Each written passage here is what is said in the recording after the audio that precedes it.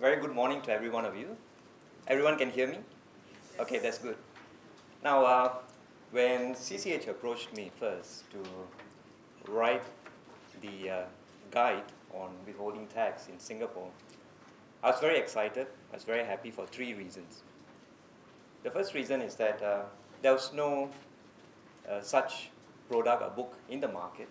And every time, when I talk in seminars about withholding tax, people come to me after the seminar and say, can you recommend me a very good book? And I couldn't do that. So I said, okay, that's a good opportunity to actually write something so that people can refer to that. The second reason is that withholding tax is something that really drives some of my clients crazy, right? Reason being is that, withholding tax is like a sneaky tax, It's not like corporate tax or GST. Corporate tax, every year, okay, I need to file the tax on a particular time, okay, the deadline. So GST, whenever you're raising invoices, okay, whether is it, standard rated or exempt supply and so on. But withholding tax is something that, sometimes people forget, okay. There's so many transactions happening in the company. And because it's so transaction-based, that sometimes people just forget that there's withholding tax obligation until months later or even years later. Okay, so therefore, I was thinking, having a guide which kind of spells out all the different situations that withholding tax applies would be very useful for practitioners, for finance managers to actually have something in front of them to kind of determine when withholding tax applies. And the third reason is that from a planning perspective, not many companies look at withholding tax from a planning angle. Whenever you talk about tax planning, people look at corporate tax. But there are a lot of planning opportunities from a withholding tax perspective as well. And that's something that I wanted to bring out in the publication as well. So, so for all these reasons, I was really happy to be involved in that project. And looking at the kind of materials that is presented in the publication, if I were to kind of put all that into a seminar, it would probably take about 3 full days to cover. If you're looking at case studies, it might be more than 3 days. And the challenge is I need to condense all that into about an hour today. Okay, so it's going to be a big challenge. So what I'm going to do is, kind of break up today's session into 2. The first session, I'm just going to go through basics, concepts, okay. And then the second half is really looking at planning, okay. So if you look at the agenda for today, all the way until the last bullet point are basically basic concepts that I want to deal with. And then compliance and planning is really looking at some of the issues that comes up when companies look at withholding tax from a planning perspective. Okay. Why is it important for companies to have a good understanding of withholding tax? Okay, I can think of 3 reasons. One is from the perspective of disclosure in the Form C, which is the corporate tax return. See, there is a box in the, actually there are 2 boxes in the Form C. The first question is, has the company made any payments to non-residents? Okay, and you have to tick whether yes or no. And the second question is, has the company complied with withholding tax? And you have to tick again yes or no. Okay. So if you say yes to the first question and no to the second question, then you can expect some letters from Inland Revenue, okay?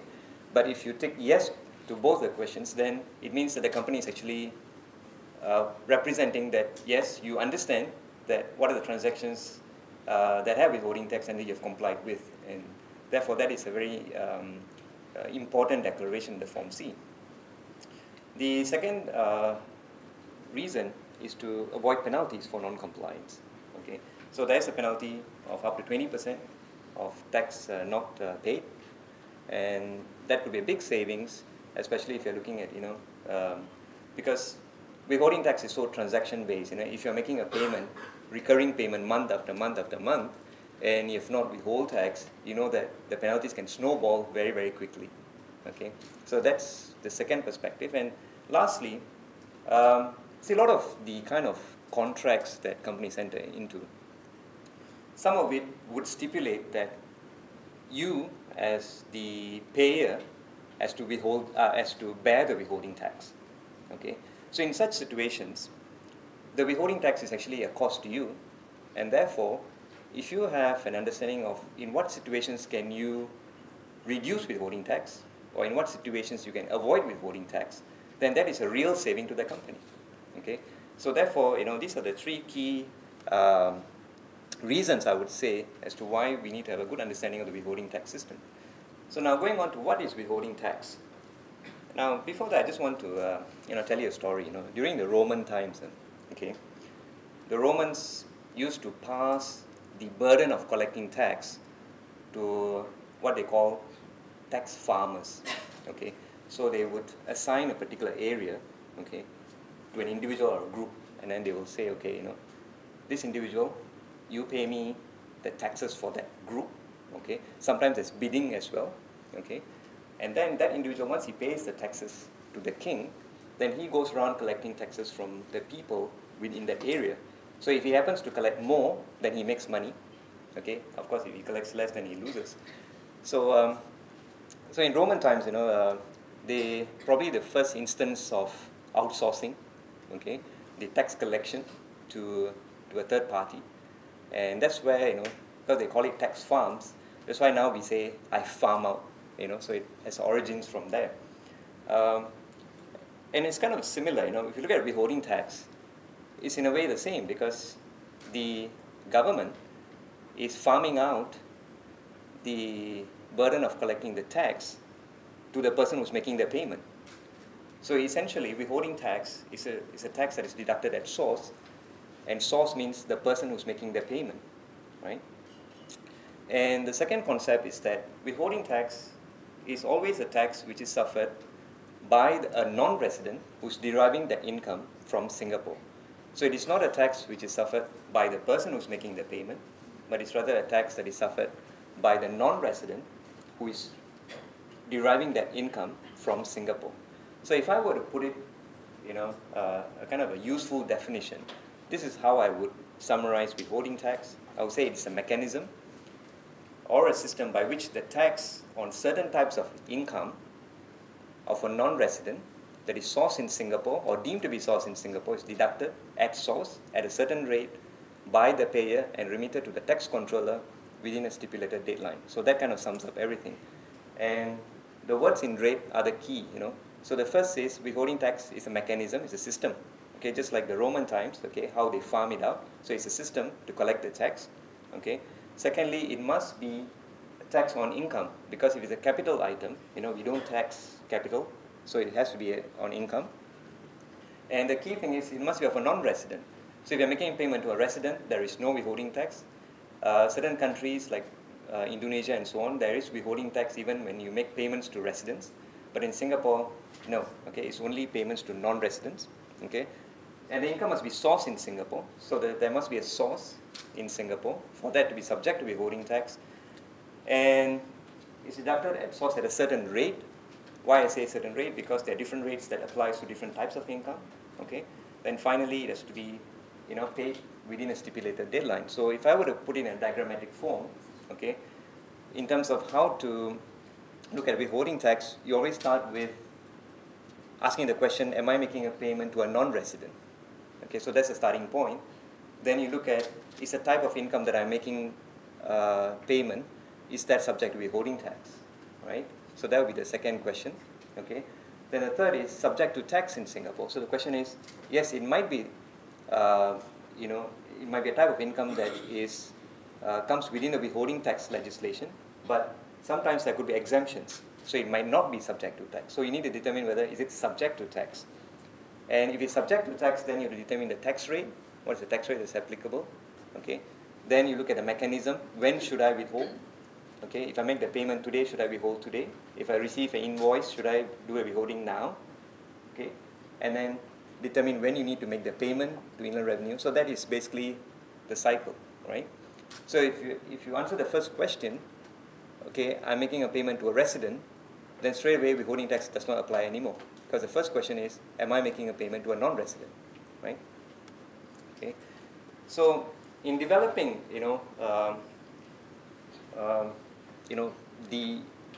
the product for withholding tax, when I was writing, I was trying to come up with a framework. Okay, what are the key questions that companies need to ask, when looking at withholding tax? And I came up with like 9 key questions. Okay. And these 9 key questions are actually very much in a summary because it can be expanded further. Okay? So this kind of forms the framework. Because firstly, you need to establish whether are you required to withhold tax. So that's where the question comes in, are you making a payment to a non-resident and so on. Then you need to establish the withholding tax rate, where we look at domestic legislation versus tax treaties, whether does a tax treaty reduce the rate and so on. And finally, determine what is the compliance requirements. Okay? So this kind of forms the framework of how to actually tackle any withholding tax situation. Okay, we'll come to some basic concepts. See, when we deal with withholding tax, we have to bear in mind that withholding tax is a subset of a larger tax system. Okay? So if I were to divide the Singapore tax system into 2 parts, and I say the first part is taxation of residents, and then I say the second part is taxation of non-residents, then when I look at taxation of non-residents, withholding tax forms a part of that system. Okay? So we normally start off by looking at taxation of non-residents, how a non-resident tax in Singapore, to give us a better understanding of what is withholding tax all about. So how are non-residents subject to tax in Singapore? Okay. Now we have a territorial-based system.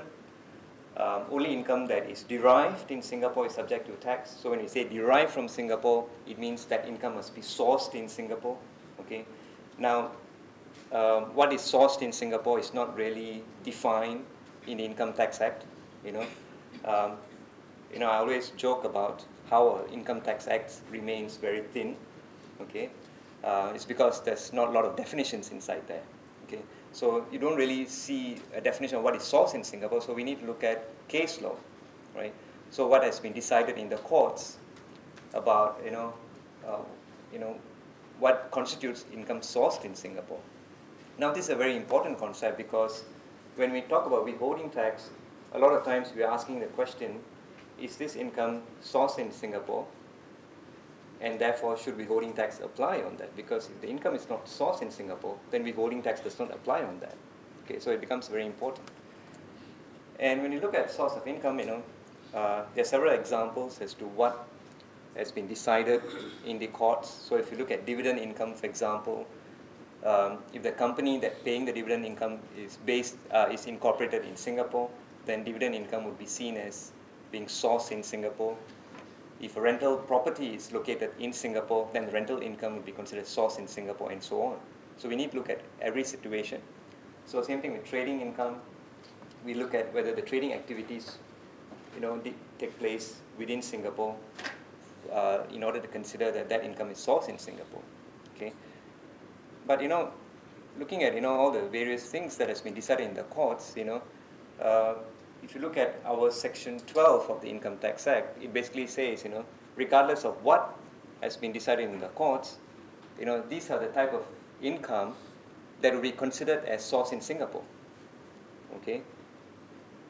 And so there's no definition as to what is a source of income in the Income Tax Act, but Section 12 basically says, okay, these are the type of income that is automatically considered as sourced in Singapore. Okay? So there's a whole list of items. Okay? Now, from this perspective, we know that, okay, if a non-resident derives any of these type of income, then that non-resident will be subject to tax in Singapore. Okay? But it doesn't mean that all this income are subject to withholding tax. Okay? Only some of these income are subject to withholding tax. So therefore, when we look at the mechanism of taxation of non-residents, non-residents either file a tax return in Singapore when they have derived certain types of income that are sourced in Singapore, or they're subject to withholding tax. So these are the 2 mechanisms. So either they file a return, or they're subject to withholding tax. Okay? So Section 12 provides a whole list of items, income items which are sourced in Singapore.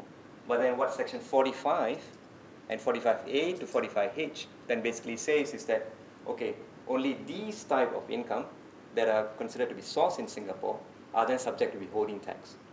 So when you look at withholding tax, we always go back to Section 45, 45A to 45H to then say, is this particular income subject to withholding tax?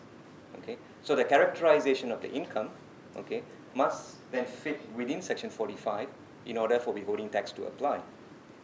Okay, and another point that I want to make is that under Section 45, not all withholding tax are final tax. Okay, final tax means that after the tax is deducted, the non-resident cannot file a tax return to claim any expenses against that income. Okay, so final tax is normally a tax levied on the gross payment without claiming any expenses. Okay, when we say it is not a final tax, it means that the non-resident can file a tax return in Singapore and claim expenses against that income and only subject the net income to tax. Okay, so therefore, from withholding tax perspective, certain items are subject to final tax, some are not. Okay, and so understanding that also becomes important. Right? So this basically the Section 45 legislation, which gives the power to the controller to enforce deduction of tax at source. Okay, so Section 45 basically deals with interest, but then Section 45A, B, C, and all the way to H then basically says that Section 45 shall apply to various types of income. So that's how within Section 45, all the various types of income which are subject to withholding tax are then clearly stated. So if we look at 45, I just want to bring attention to a few key points. Here it says, where a person is liable to pay to another person not known to him to be a resident in Singapore. So the onus is put on a person, that means a person in Singapore, to know that he's making a payment to a non-resident. Okay, so if he's paying to a non-resident, then he has an obligation to then withhold tax. So therefore, the onus is on the payer to determine whether is he making a payment to a resident or non-resident. All right. And the tax rates, okay, if it's an individual, the tax rate would be 20%. That's the current rate. If it is paid to any other person, that means to a company, okay, or any other entity which is not an individual, the rate would be 17%, okay, or there are reduced rates which are provided for under Section 43, okay. So which means that if there is no reduction of rate applicable under Section 43, then the normal rate would be either 20 or 17. That's the default rates, okay. Now, understanding permanent establishment as one of the basic concepts is important because a lot of times you realize that when you look at Section 43 and it says, okay, withholding tax on royalties will be reduced to 10%, okay, but there's always a proviso which basically says as long as a non-resident does not have a permanent establishment in Singapore, okay, so which means that the reduced rate will apply only if the non-resident has no permanent establishment in Singapore. Okay, and what is a permanent establishment? Okay, in a simple sense, it's a taxable presence. Okay, and once the non-resident has a permanent establishment in Singapore, then you can't apply the reduced rates. Okay, and when you're looking at filing the form IR37 for the withholding tax, there is a box where you have to tick to say whether does the non-resident has a permanent establishment in Singapore. So you have to verify that as well. So understanding PE then becomes an important concept. Okay, so I'm not going to deal with go into details of a PE because that takes another full day session. So we're just going to leave you with what is the definition under our Section 2, which defines PE. I know the words are very small, but when you download the slides, you can actually have a look, and it's kind of good to actually have a good understanding of what a PE is because that determines the tax rate that you're going to apply. Will it be 17% or will it be a reduced rate? Okay. Okay. Now, so I talked about understanding PE. Okay. Understanding Section 45. Now, next thing is understanding residency, because this is really very important, right? Because as I mentioned, the first question is always, am I making a payment to a resident, or am I making a payment to a non-resident? Okay, and that determines whether withholding tax applies or not. Okay, from a tax treaty perspective, residency is also important, because if you want to apply a tax treaty between Singapore and another country to reduce the withholding tax, okay, the non-resident, okay, must be a resident of the other country, okay, in order to enjoy the treaty benefit. Okay, so residency becomes important, and definition of residency is given in Section 2 of our Income Tax Act. Okay, now I'm not going to go through the definitions, but I just want to highlight something that sometimes is kind of missed out, or what I would say a common error. Okay, now if you look at an individual, okay, it's defined. Okay, there are two ways of defining residency for an individual. One is based on a qualitative perspective. That means, does a person reside in Singapore? Does his family here, his vital interests here, and so on. Then there's a quantitative perspective, where we look at 183 days as a benchmark. Is a person carrying on an employment in Singapore for more than 183 days? Or is a person physically present in Singapore for more than 183 days? Now, the point that I want to make is that for a company director, okay, a director who sits on the board of the company, when you're determining the residency for that person, you can't use the appointment period. Okay, you can't use so-called the employment period. You can only use the physical presence test, because that's specifically mentioned in Section 2. Because in the brackets it says, other than as a company director, means that you can't look at the appointment period to determine residency. So if you have a director of your company who is basically residing outside Singapore, and if he doesn't step into Singapore, that means there's no physical presence in Singapore, then he's a non-resident, and therefore there's withholding tax obligations. Okay. So when you look at non-residency, I mean, a couple of questions comes up. If you're making a payment to a branch of a foreign company, would that attract withholding tax? And the answer is yes, because a branch of a foreign company is non-resident for Singapore tax purposes. Okay. If you're making a payment, say, to a Singapore company, can that Singapore company be a non-resident?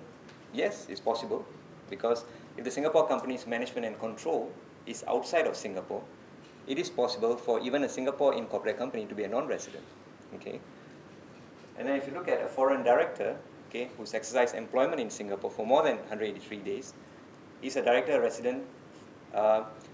Yes and no, because it says exercise an employment. From an employment perspective, yes.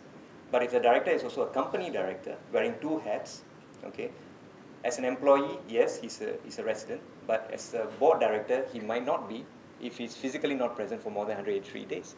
Okay, so again, there's a little nuance to that, that we need to look into. Okay, then you have a Singapore resident company making payment, okay, to an Indian branch. That means it's a branch which is in India, but that branch is of a Singapore company. Okay, so the question is, are you making a payment to a non-resident? Okay, and under Singapore definition, okay, a Singapore company's foreign branch would be resident in Singapore.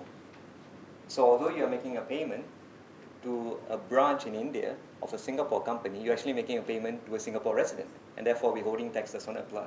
Okay, so therefore, I'm just giving a few examples how residency plays an important role in determining whether there's withholding tax or not. Okay. Okay. So there are 14 types of payments, okay, which are subject to withholding tax in Singapore. Okay. And